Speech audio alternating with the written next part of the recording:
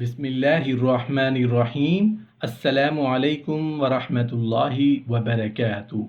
10 چیزوں سے نکاح ٹوٹ جاتا ہے۔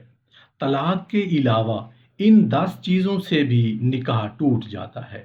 محترم ناظرین، آج کل کے رشتوں میں بے تکلفیاں اختیار کی جاتی ہیں، اور جن بے تکلفیوں کو برا نہیں جانا جاتا، جو بعد میں اس حد تک چلے جاتے ہیں کہ لوگ اپنا نکاح ہی توڑوا بیٹھتے ہیں۔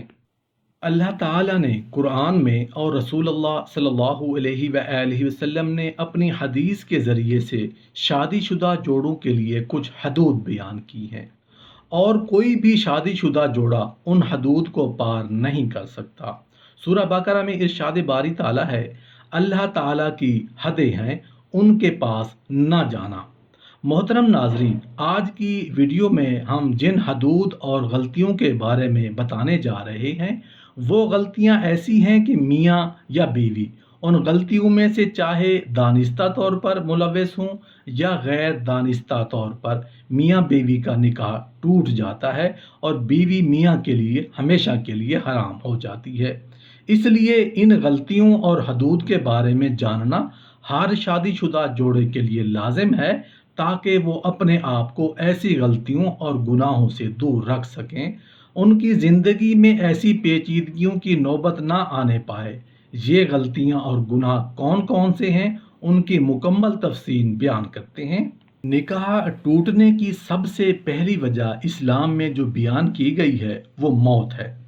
میاں یا بیوی میں سے جیسے ہی کسی ایک کی روح پرواز کر جائے تو اسی لمحے نکاح ختم ہو جاتا ہے اور بیوی شوہر پر حرام ہو جاتی ہے۔ نکاح ٹوٹنے کی دوسری وجہ خلا ہے، جس میں میاں بیوی باہمی طور پر طلاق کے لیے راضی ہو جاتے ہیں۔ نکاح ٹوٹنے کی تیسری وجہ الہ ہے، جس میں شوہر اپنی بیوی سے 4 ماہ ہم بستری نہ کرنے کی قسم کھا لے تو 4 ماہ بعد نکاح ٹوٹ جاتا ہے۔ یہ یاد رہے کہ شوہر قسم کھائے بنا ہم بستری نہ کرنے پر طلاق نہیں ہوگی۔ نکاح ٹوٹنے کی چوتھی وجہ لعان ہے، جس میں شوہر اپنی بیوی کو زنا کرتے ہوئے دیکھ لے، اور لعان یہ ہے کہ شوہر 5 مرتبہ قسم کھا کر بتائے کہ میں اپنی بات میں سچا ہوں، اور اگر میں جھوٹ بولوں تو اللہ کی لعنت ہو مجھ پر۔ نکاح ٹوٹنے کی 5ویں وجہ یہ ہے کہ اگر شوہر 4 سال سے زیادہ عرصے سے غائب ہو جائے تو قاضی اس کی بیوی کو نکاح سے آزاد کر سکتا ہے۔ نکاح ٹوٹنے کی 6ٹھی وجہ یہ ہے کہ زوجین میں سے اگر کوئی بھی دین اسلام سے منحرف ہو جائے تو تب بھی نکاح ٹوٹ جاتا ہے۔ نکاح ٹوٹنے کی 7ویں وجہ یہ ہے کہ اگر معتبر ذرائع سے پتہ چل جائے کہ میاں بیوی دونوں آپس میں رضاعی بہن بھائی ہیں تو قاضی دونوں میں لازمی تفریق کروا دے۔ یہ یاد رہے کہ اللہ نے رشتوں کی حدود قائم کی ہیں اور رشتوں کا آپس میں تقدس بیان کیا ہے۔ اللہ تعالیٰ نے انسان کے لیے مختلف رشتے بنائے ہیں۔ خون کے رشتے ہیں، دودھ کے رشتے ہیں، نکاح کے رشتے ہیں، سسرال کے رشتے ہیں، اور ہر ایک رشتے کی اپنی حدود مقرر فرمائی ہیں۔ کوئی رشتے محرم قرار دیے، کوئی غیر محرم۔ مسلمان کے لیے قرآن میں یہ تعلیمات سکھائی ہیں کہ کیسے زندگی بسر کرنی ہے، کس رشتے کے ساتھ کیا سلوک کرنا ہے اور کیا سلوک کرنا ہے۔ ہر رشتے کے اپنے اپنے حقوق مختص کر دیے گئے ہیں اور ان کی حدود بھی بتائی گئی ہیں۔ چلے بات کو نکاح کے بعد کے رشتوں میں وہ حدود بتاتے ہیں جن میں انتہائی احتیاط کی ضرورت ہے۔ اگر ان رشتوں میں ذرا برابر بھی بے احتیاطی کی گئی تو بیوی اپنے شوہر کے لیے ہمیشہ ہمیشہ کے لیے حرام ہو جاتی ہے۔ یعنی ایسا کرنے سے میاں بیوی کا نکاح ٹوٹ جاتا ہے۔ نکاح ٹوٹنے کی 8ویں وجہ یہ ہے کہ جب بیٹا 7 سال سے اوپر کا ہو جائے تو ماں کے ساتھ نہ سوئے۔ اسی طرح بیٹی جب 7 سال کی سے اوپر کی ہو جائے تو وہ اپنے باپ کے ساتھ نہ سوئے۔ یہ شرعی حکم ہے۔ شریعت نے یہ احکام اس لیے نافذ کیے ہیں کہ اگر ان احکام کی پاسداری نہ کی گئی تو اس کا نتیجہ بڑا خطرناک ہے۔ اسی طرح جب بیٹی 9 سال کی ہو جائے تو باپ کو چاہیے کہ اسے پیار کرنے میں احتیاط کرے۔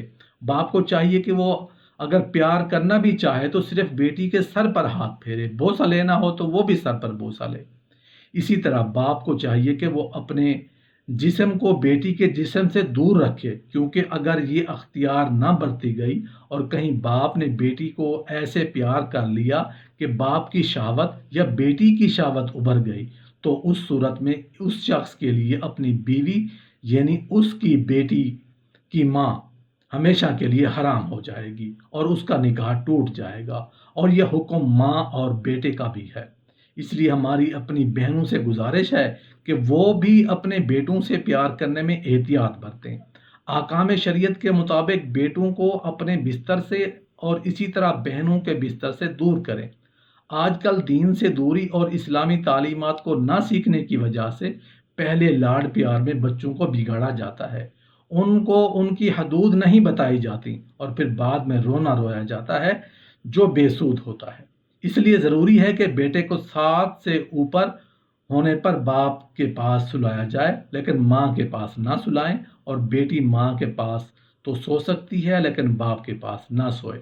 निकाह टूटने की 9वीं वजह यह है कि अगर निकाह के बाद शौहर अपनी सास को माँ समझने की बजाय बदनीयती से काम ले, जिससे वो एक दूसरे के करीब आ जाएं और उनमें शहावत आ जाए, तो बीवी उस पर हमेशा हमेशा के लिए हराम हो जाती है।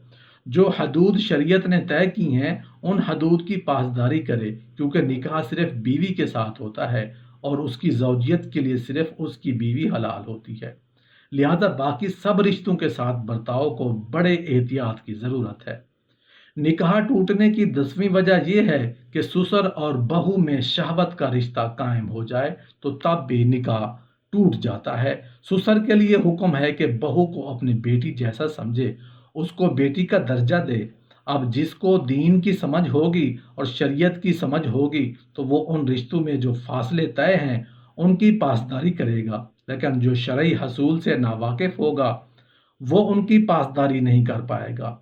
अगर किसी शख्स ने अपनी काबिल शहावत बीवी काबिल शहावत बेटी को शहावत के साथ बिला हयल हाथ लगाया, तो उस बेटी की माँ यानी उस शख्स की बीवी उस पर हमेशा के लिए हराम हो जाएगी। अगर किसी शराबी ने शराब के नशा में शहावत के साथ अपनी मुश्तहा यानी काबिल शहावत बेटी का बोसा ले लिया, तो उस पर उसकी बीवी यानी बेटी की माँ हराम हो जाएगी। अगर दामाद ने शहावत के साथ अ, सास का बोसा लिया या उसे छू दिया, तो दामाद पर उसकी बीवी यानी सास की बेटी हमेशा के लिए हराम हो जाएगी। अगर किसी बदनीयत खुसर ने अपनी बहू यानी बेटे की बीवी के साथ गलत हरकत की या बुरी नीयत से बिलाहल हाथ लगाया, तो वो बहू उसके बेटे के लिए हराम हो जाएगी, बशर्ते कि बेटा उस वाकया की तस्दीक करे, और जब तक वो तस्दीक नहीं करेगा या गवाही से उसका सबूत ना होगा तो हुर्मत का हुक्म नहीं दिया जाएगा।